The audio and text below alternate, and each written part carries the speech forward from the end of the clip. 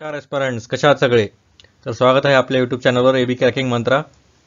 तर आपली सिरीज चालू आहे जानेवारी 2021 पासून ते जानेवारी 2022 पर्यंत होणार आहे. आता तर काल आपण म्हणजे मागच्या व्हिडिओमध्ये आपण पाहिलं नोव्हेंबर 2021 चा पहिला भाग.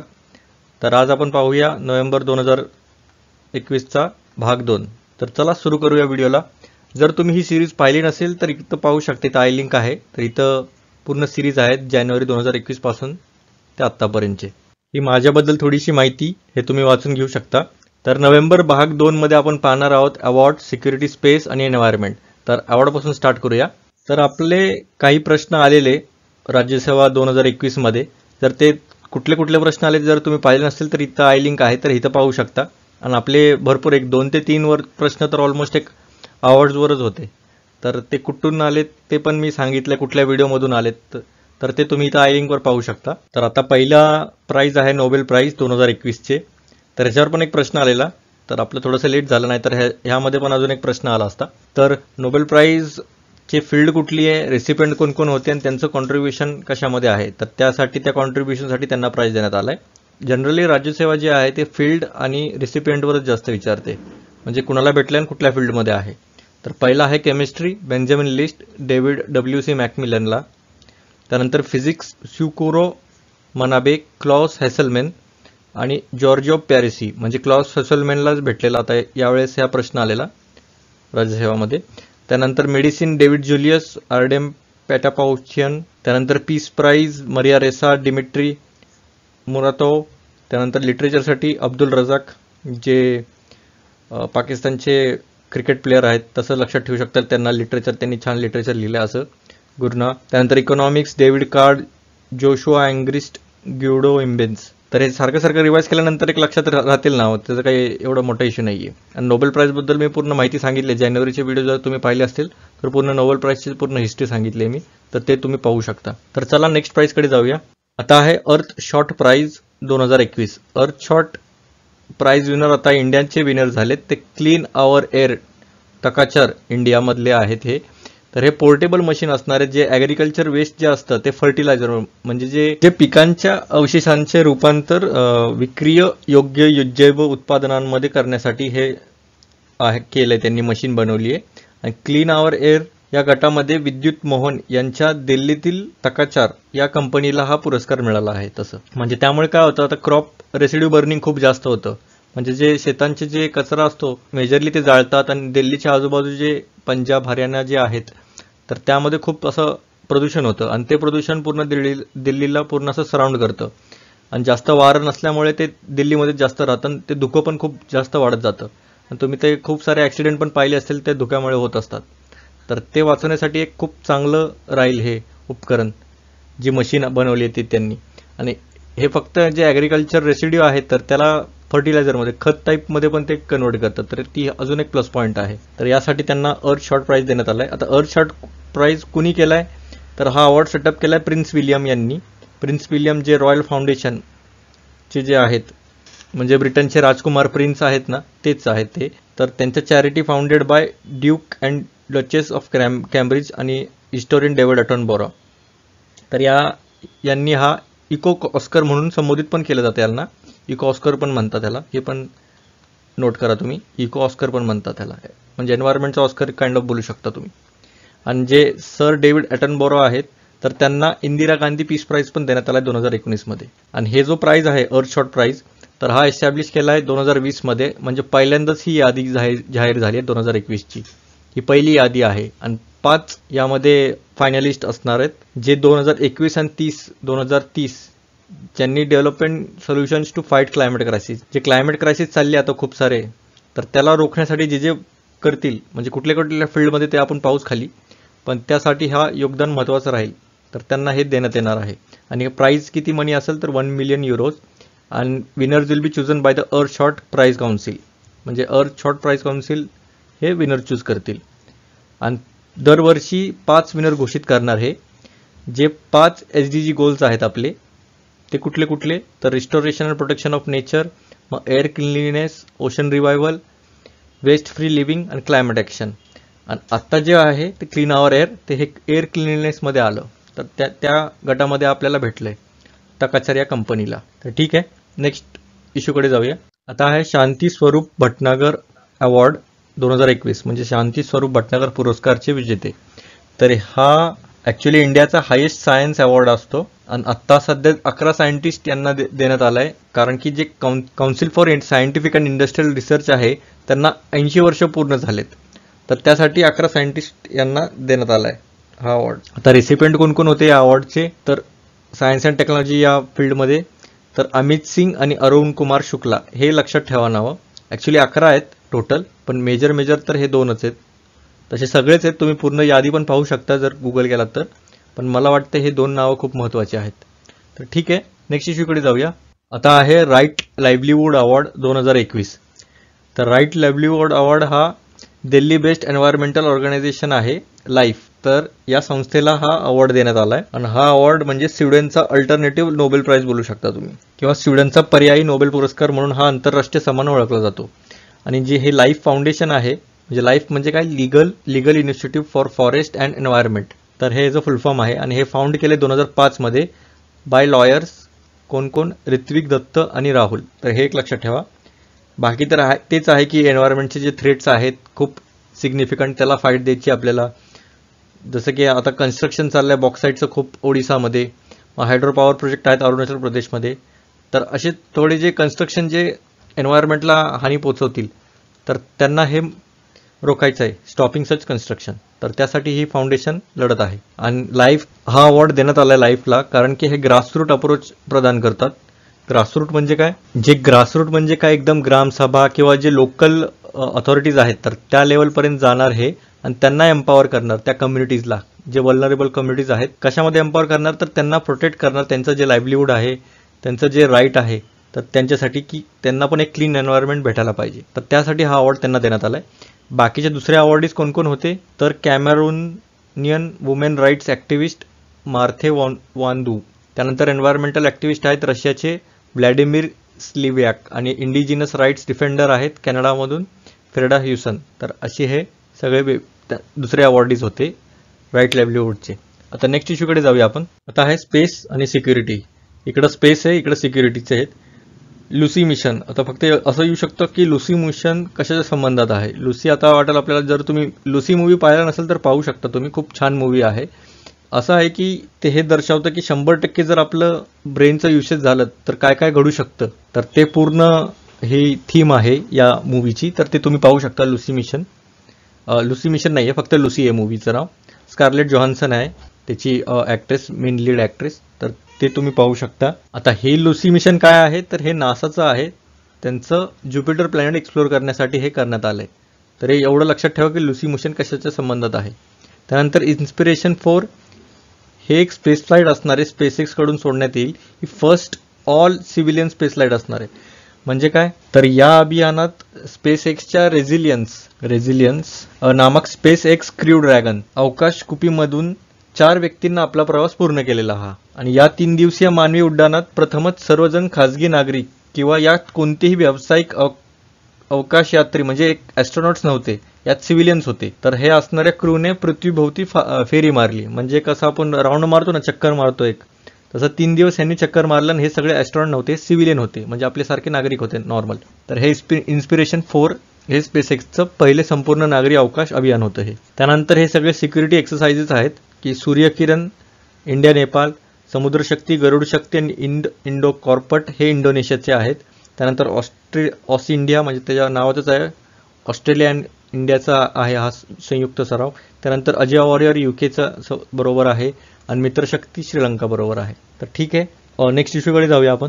आता एन्व्हायरमेंटवर जास्त फोकस वाढत चाललाय, कारण की आता तुम्ही 2021चा प्रिलिम्स पेपर पाहिला असाल तर एन्व्हायरमेंटवरती खूप डिटेलिंग पण प्रश्न यायला लागले. जसं की त्यांचे जे स्टेटस आहेत, IUCN स्टेटस, मग कुठले कुठले स्पीसीज वल्नरेबल आहेत किंवा मग एंडेंजर्ड आहेत, तसे पण प्रश्न यायला लागलेत. इव्हन ऑर्गनायझेशन जे इम्पॉर्टंट ऑर्गनायझेशन्स आहेत तर ते सगळे खूप महत्त्वाचे आहेत, तर ते पण पूर्ण कव्हर करण्यात येतीलच यामध्ये. तर चला सुरू करूया.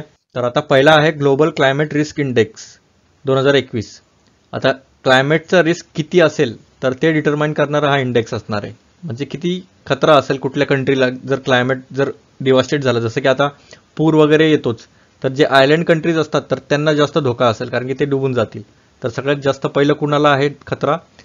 आता 2018मध्ये हे ब्रॅकेट्समध्ये आहेत, 18मध्ये त्यांची रँकिंग, आणि जेवढं जास्त वरती रँक असेल तेवढा जास्त त्यांना खतरा असतो. आता पहिल्या नंबरवर आहे मोझाम्बिक आता सध्याच्या स्थितीला, त्यानंतर दुसरा झिम्बाब्वे, म्हणजे 2019ची रँकिंग आहे पण आत्ता पब्लिश झाली आहे. मग चौथा आहे जपान, मग पाचवा मलावी, मग अफगाणिस्तान, मग 7व्या क्रमांकावर इंडिया आहे. तसंही 7व्या आपला बिगेस्ट कंट्री आहे आपला तसंही, तर 7व्या क्रमांकावर आहे. त्यानंतर 8 साऊथ सुदान, मग 9 नायजर आणि 10वा बोलिव्हिया आहे. आता हे रिलीज कोण करतं? तर जर्मन वॉच कंपनी आहे, NGO टाईपच आहे. तर ते रिलीज करतात हे रिस्क इंडेक्स, आणि 16वा एडिशन होतं हे, आणि ॲन्युअली करतात. ॲन्युअली म्हणजे काय? दरवर्षी करतात. त्यानंतर हे इंडेक्स काय ॲनालाइज करतं तेच सांगितलं मी, की जे कुठले कंट्रीज किंवा जे भाग आहेत ते अफेक्ट होणारे वेदर रिलेटेड लॉस इव्हेंटमुळे, म्हणजे कुठले वादळ वगैरे, पूर, हीट वेव्ह, वेगवेगळे जे क्लायमेटचे रिस्क असतात ते सगळ्या. आणि या 2021च्या इंडेक्समध्ये USA इन्क्लूड नाही करण्यात आलं आहे. तर हे खूप इम्पॉर्टंट पॉईंट आहे. तर ठीक आहे, नेक्स्ट इश्यूकडे जाऊया. आता आहे कुनमिंग डिक्लेरेशन ऑन बायोडायव्हर्सिटी. आता जी CBD आहे म्हणजे काय? कन्व्हेन्शन ऑन बायोलॉजिकल डायव्हर्सिटी, तर त्याची एक कोप झाली. कोप म्हणजे काय? कॉन्फरन्स ऑफ पार्टीज, म्हणजे हे सगळे मिळून लोक एक बैठक बसवली बायोडायव्हर्सिटीला वाचवण्यासाठी. तर ही बैठक जी बसलेली तर ती चायनामधल्या कुनमिंग शहरात झाली. तर यामध्ये 100हून अधिक देशांनी कुनमिंग घोषणापत्र स्वीकारले. हे जे आहे कुनमिंग डिक्लेरेशन ते स्वीकारले त्यांनी. आता ही 15वी कॉन्फरन्स होती, म्हणजे 15व्या कॉन्फरन्स ऑफ पार्टीज होती.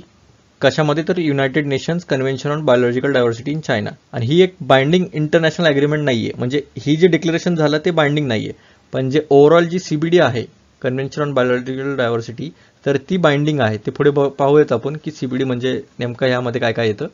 आणि या डिक्लेरेशनची थीम काय होती? तर ecological civilisation building a shared future for all life on Earth. तर हे त्याची थीम होती. आणि त्यामध्ये एक रेफरन्स देण्यात आला डिक्लेरेशनमध्ये 30x30 टार्गेट. म्हणजे काय? की 30% जे आहे अर्थचं लँड आणि ओशन्स त्यांना प्रोटेक्ट करायचं आपल्याला 2030 पर्यंत.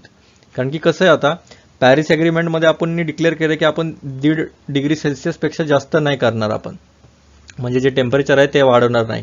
आणि जर तसं नाही झालं तर पृथ्वीचं तापमान वाढेल आणि जे आर्क्टिक आणि अंटार्क्टिकवाले जे बर्फाळू जे प्रदेश आहेत तर ते विरघळून पाण्याचे जे स्तर आहे ते वाढणार, आणि त्यामुळे खूप जास्त नुकसान होईल.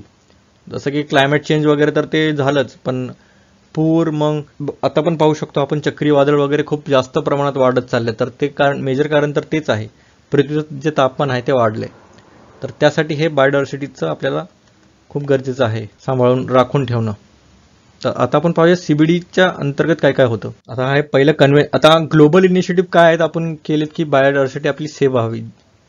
तर पहिलं आहे की हे लिगली बाइंडिंग ट्रीटी आहे कन्झर्व बायोडायव्हर्सिटी, आणि हे फोर्स कधीपासून आलंय म्हणजे कधीपासून अंमलात आहे? तर 1993 पासून. त्यानंतर साईट्स म्हणून एक आहे, याचंच नाव आहे sites, convention on international trade in endangered species of wild fauna and flora. म्हणजे नावातच हे सगळं की जे एंडेंजर्ड स्पीसीज आहे त्यांचं ट्रेड जे आहेत तर त्यांना एक त्याच्यावर एक प्रतिबंध असणे, तर त्याबद्दल आहे हे. It provides public, private and NGO government with the knowledge and tools that enable human progress, economic development and nature conservation to take place. म्हणजे सगळ्यांना सोबत घेऊन चालणारं आहे, म्हणजे इकॉनॉमिक पण प्रोग्रेस व्हायला पाहिजे, इव्हन नेचरचं कन्झर्वेशन पण व्हायला पाहिजे. आणि इंडिया याचा मेंबर आहे, इव्हन याचा पण आहे. त्यानंतर World Wide Fund for Nature, ती पण एक इंटरनॅशनल NGO आहे. त्यानंतर Global Biodiversity Assessment Man and Biosphere Programme जे 1970 मध्ये लॉन्च करण्यात आलेलं. तर यामध्ये असं म्हणण्यात आलं की जे ह्युमनची जो इम्पॅक्ट आहे बायोडायव्हर्सिटीवर, आणि कशा बायोडायव्हर्सिटीचा इम्पॅक्ट पडतो ह्युमन ॲक्टिव्हिटीजवर, तर त्याचं ताळमेळ पूर्ण सांगण्यात आला आहे हा मॅन अँड बायोस्फिअर प्रोग्राममध्ये. तर हे वेगवेगळे इनिशिएटिव्ह होते ग्लोबल लेवलवर. आणि UNCBD बद्दल जर म्हणायचं झालं तर 5 जून 1992 म्हणजे आपलं एन्व्हायरमेंट डे साजरा करतो आपण. तर त्या रोजी संयुक्त राष्ट्रांच्या पर्यावरण आणि विकास परिषदेत किंवा रिओ अर्थ समिट म्हणू शकता आपण, रिओ अर्थ समिट तेव्हा मध्ये हा करार स्वाक्षरीसाठी खुला करण्यात आला. आणि 29 डिसेंबर ही डेट्स लक्षात ठेवा, 29 डिसेंबर 1993 मध्ये पासून हा करार लागू आहे. आणि 180 देशांनी या कराराला अनुमती दिली आहे. आणि भारताने जून 1992 मध्ये या करारावर स्वाक्षरी व फेब्रुवारी 1994 मध्ये अनुसंमती दिली होती आणि मे 1994 पासून भारत कराराचा सदस्य आहे. आणि सचिवालय कुठं आहे UNCBDचं, तर हे आहे मॉन्ट्रियल कुठं आहे, तर हे कॅनडामध्ये आहे. आणि हा करार संयुक्त राष्ट्र पर्यावरण कार्यक्रमा म्हणजे UNEP अंतर्गत कार्यरत आहे. आणि 3 मुख्य उद्दिष्टे आहे यांचे: जैविक विविधतेचे संवर्धन आणि जैविक विविधतेच्या घटकांचा शाश्वत वापर म्हणजे सस्टेनेबल यूज, आणि जेनेटिक संसाधनांच्या वापरामुळे निर्माण होणाऱ्या फायद्यांची योग्य आणि न्याय वाटणी म्हणजे जस्टिस. तर हे सगळी माहिती होती UNCBD बद्दल. तर हे खूप महत्त्वाची ऑर्गनायझेशन आहे. आणि या कराराअंतर्गत 2 पूरक करार आहेत, म्हणजे CBDच्या अंतर्गत 2 करार आहेत, हे खूप महत्त्वाचे आहेत. जसं की पहिला आहे कार्टाजिना प्रोटोकॉल आणि दुसरा आहे नागोया प्रोटोकॉल. तर कार्टाजिना जो आहे लिव्हिंग मॉडिफाईड ऑर्गॅनिझम्स म्हणजे LMO हे लक्षात ठेवा कार्टाजिनाचा. आणि नागोयामध्ये जेनेटिक जे संसाधनांचा उपलब्धता आणि त्यांच्या उपयोगातून उत्पन्न होणाऱ्या फायद्यांचा योग्य आणि न्याय वाटणीशी संबंध हा करार आहे. तर नागोया मेजरली, कार्टाजिना हे LMO लक्षात ठेवा. बाकी नागोया तर जनरलिस्टिक बोलू शकता तुम्ही. तर ठीक आहे, नेक्स्ट इश्यूकडे जाऊया. आता आहे national tiger conservation authority.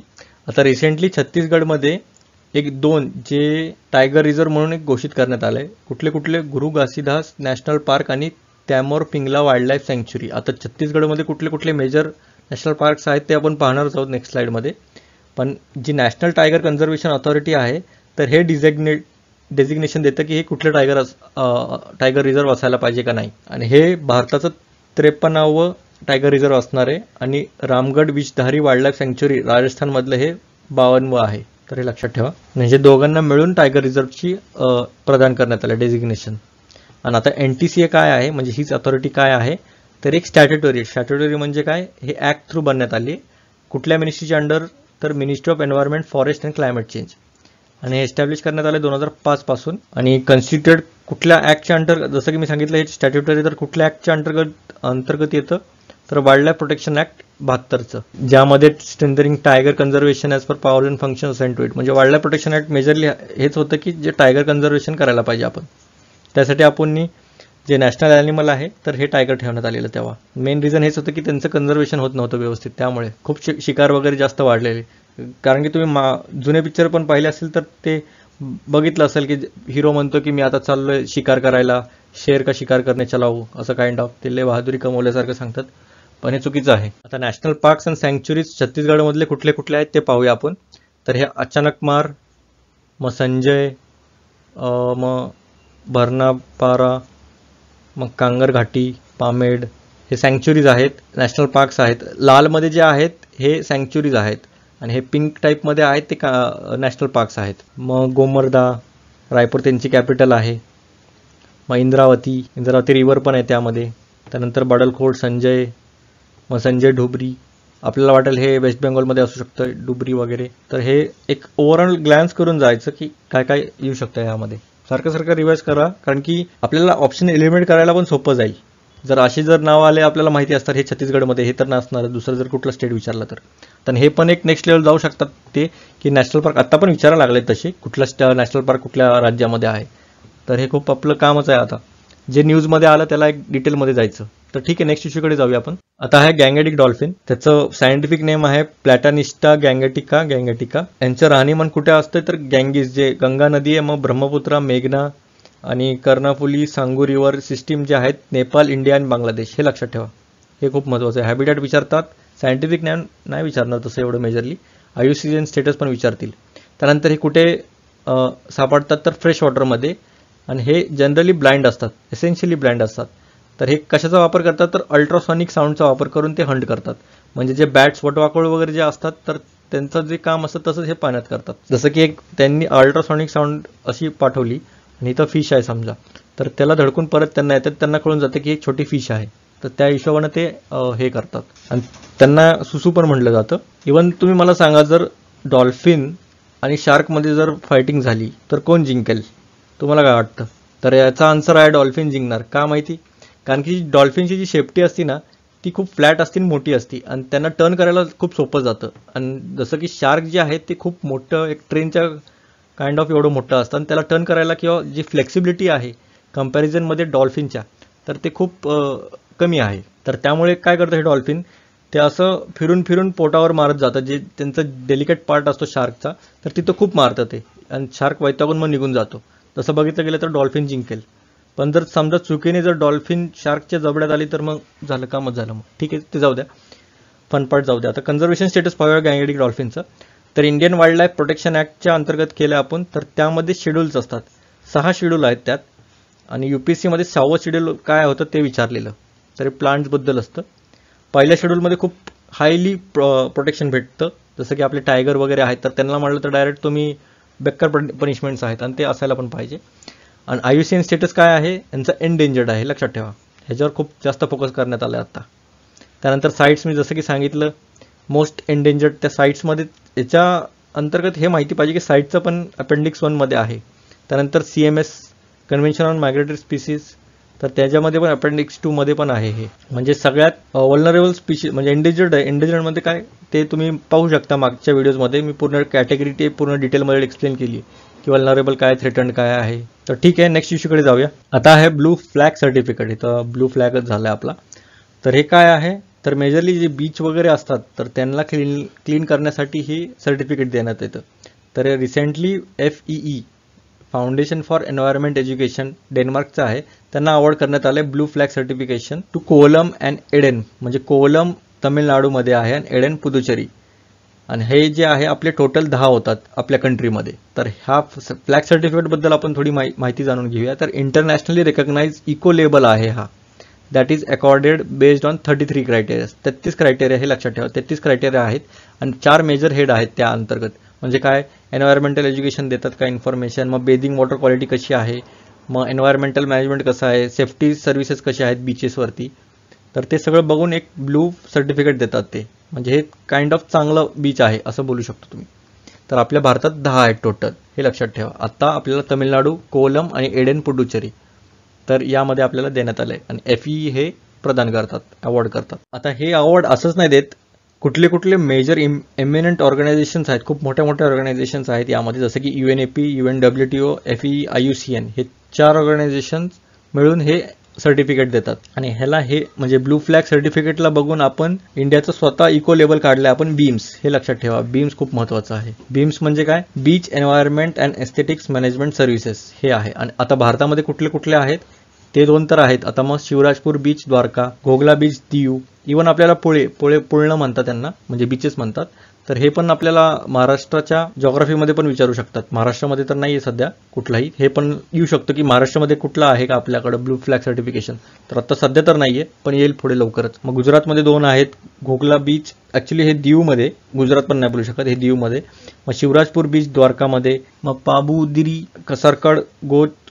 Kasarkod beach, मग त्यानंतर कप्पड बीच, कोवलम बीच आत्ता आपल्याला आलाय, मग एडन बीच हे 2 आलेत आत्ता, मग राधानगर बीच, मग ऋषिकुंडा बीच, मग गोल्डन बीच ओडिसामध्ये, हे अंदमान निकोबारमध्ये. तर असे एक आयडिया असायला पाहिजे की कुठल्या कुठल्या स्टेट्समध्ये आहे.